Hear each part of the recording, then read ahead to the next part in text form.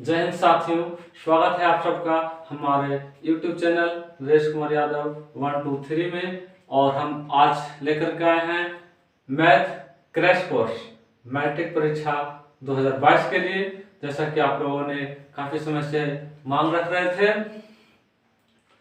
तो हम लोग आज मैथ क्रैश कोर्स के अंतर्गत त्रिकोणमिति पढ़ेंगे। और त्रिकोणमिति पढ़ने के बाद अगर आप हमारे इस वीडियो को पूरा देखते हैं, ध्यान देते हैं इस पे, तो हम उम्मीद करते हैं कि त्रिकोणमिति की सभी तरह की बारीकियों को आप समझ पाइएगा। और पूरा विश्वास दिलाते हैं कि निश्चित रूप से एक भी मैथ आप लोगों को छूटने वाला नहीं है। लेकिन आगे बढ़ने से पहले आपसे एक अनुरोध है कि आप हमारे YouTube चैनल को सब्सक्राइब कीजिए और बेल आइकन को दबाइए, ताकि कोई भी नोटिफिकेशन हो तो वह सबसे पहले आप तक पहुंच जाए। तो चलिए अब हम लोग बढ़ते हैं त्रिकोणमिति की ओर।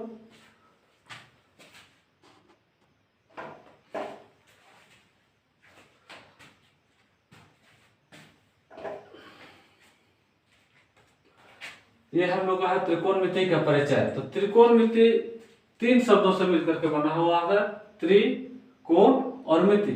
त्रि का मतलब होता है तीन, कोण का अर्थ होता है कोण, और मिति का अर्थ हो गया माप, अर्थात तीन कोणों का माप से संबंधित हम लोग आज इस चैप्टर में अध्ययन करेंगे। त्रिकोणमिति तीन कोणों की माप, अर्थात हम लोग एक बहुभुज होता है जिसका तीन कोण होता है, और तो उसको हम लोग कहते हैं त्रिभुज। ये हम लोग का त्रिभुज है। तो त्रिभुज में भी हम लोग अगर देखें तो on the basis of angle triangle has three types. कहने का मतलब हुआ कि कोण के आधार पर त्रिभुज तीन प्रकार के होते हैं। On the basis of angle, on the basis of angle, कोण के आधार पर त्रिभुज तीन प्रकार के होते हैं। कोण के आधार पर, कोण के आधार पर त्रिभुज तीन प्रकार के होते हैं। त्रिभुज कितने प्रकार के होते हैं? तो तीन प्रकार के होते हैं। फर्स्ट है, उसको कहते हैं समकोण त्रिभुज। समकोण त्रिभुज। सेकंड है न्यून कोण त्रिभुज। न्यून कोण त्रिभुज। और तीसरा है अधिक कोण त्रिभुज।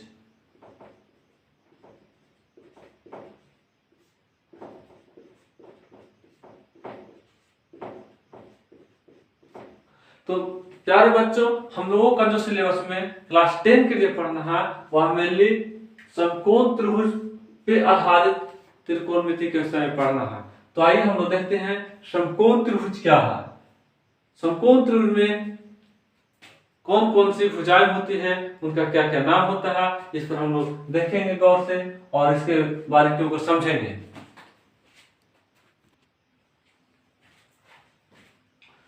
प्यारे बच्चों, ये हमारे पास है समकोण त्रिभुज। समकोण त्रिभुज इसको कहते हैं, तो समकोण त्रिभुज वैसे त्रिभुज कहते हैं जिसका एक कोण 90 डिग्री अर्थात समकोण हो। तो समकोण त्रिभुज किसको कहते हैं? वैसा त्रिभुज जिसका एक कोण समकोण हो अर्थात 90 डिग्री का हो। यहाँ पर हम देख रहे हैं कि ABC एक त्रिभुज है जिसमें कोण भी समकोण है, अतः यह समकोण त्रिभुज हुआ। तो समकोण त्रिभुज में तीन भुजाएं हैं। पहला AC है, एक AB है और एक BC है। तो देखिए AC भुजा जो है वह कोण B के सामने का है, इसलिए जो भुजा 90 डिग्री के सामने की भुजा हो उसे हम लोग कर्ण कहते हैं। इसको हम लोग क्या कहेंगे? कर्ण। और अगर हम यहाँ पे बचा शेष हमारे पास दो कोण, तो दोनों में एक को अगर हम इसको थीटा मान लेते हैं तो थीटा से जो सटा हुआ भुजा होता है, यानी थीटा से जो संलग्न भुजा होता है, उसको हम लोग आधार कहते हैं।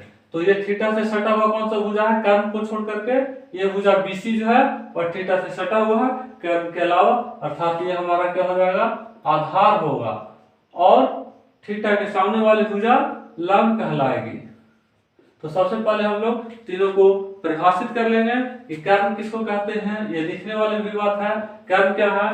तो समकोण त्रिभुज में 90 डिग्री से सामने की भुजा को हम लोग कर्म कहते हैं, और इसे P से सूचित और इसे हम लोग H से सूचित करते हैं, क्योंकि कर्म को इंग्लिश में हाइपोटेन्यूस कहा जाता है, जिसका पहला अक्षर H होता है।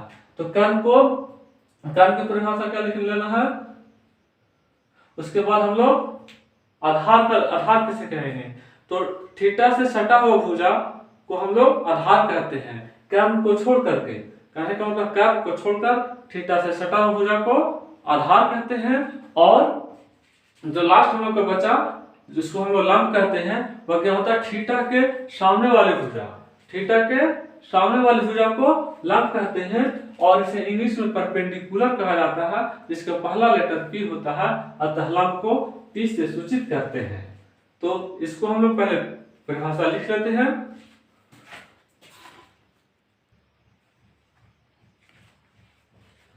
तो हम लोग देख रहे हैं जैसा कि ये हम लोग का कर्म है, कर्म को इंग्लिश में हाइपोटेन्यूस बोलते हैं। तो हाइपोटेन्यूस की परिभाषा लिख दिया है कि 90 डिग्री के सामने वाली भुजा को कर्म कहते हैं, इसे H से सूचित किया जाता है। उसी तरह से आधार को इंग्लिश में क्या कहते हैं, base. Aadhaar is said base.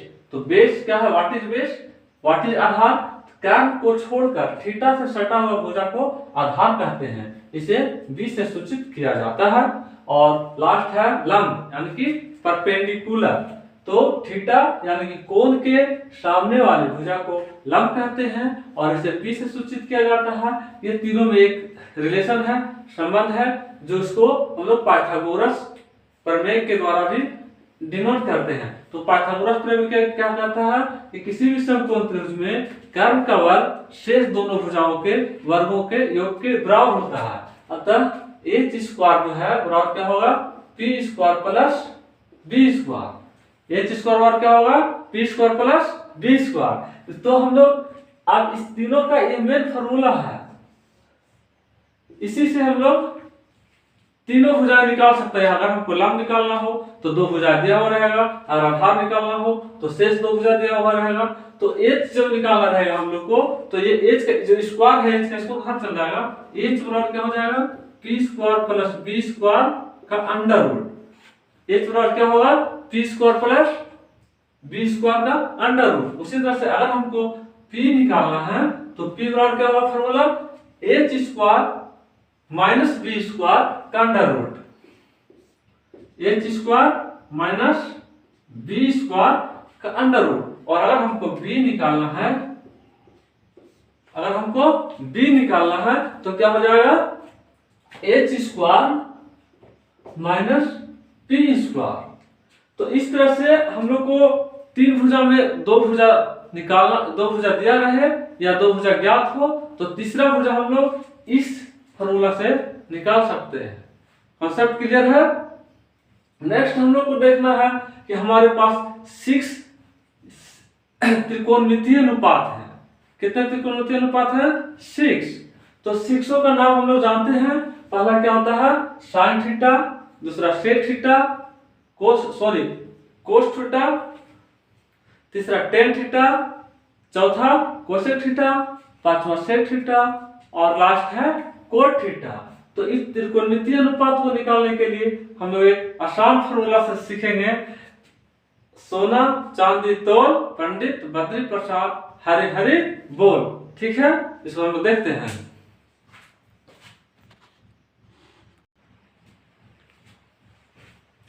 देखिए, अब हम लोग 6 त्रिकोणमितीय अनुपात को आसानी से और हंसते खेलते कैसे याद रखेंगे। तो यहाँ पर है SCT, मतलब सोना चांदी तोल, और यहाँ पंडित बद्री प्रसाद हरि हरि बोल।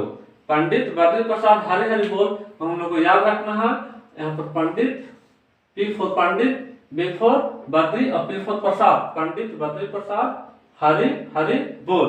तो पंडित बद्री प्रसाद हरि हरि बोल के ऊपर हम लोग क्या लगा दिए हैं, सोना चांदी तोल। तो सोना एस फोर हो गया साइन थीटा, इसको हम लोग अनुपात में कैसे लिखेंगे, तो S I N sine theta का फॉर्मूला हो जाएगा पी बटा एच, एस पी एच है ना, एस हो गया साइन और पी बाय एच इसका सूत्र हो गया कोस सी फोर कोस और सी फोर चांदी, तो सी ओ एस कोस थीटा का फॉर्मूला क्या हो जाएगा बी बटा एच, और tan थीटा का फॉर्मूला क्या हो जाएगा टी फॉर tan, पी से परपेंडिकुलर है हमारा, और बी फॉर बेस।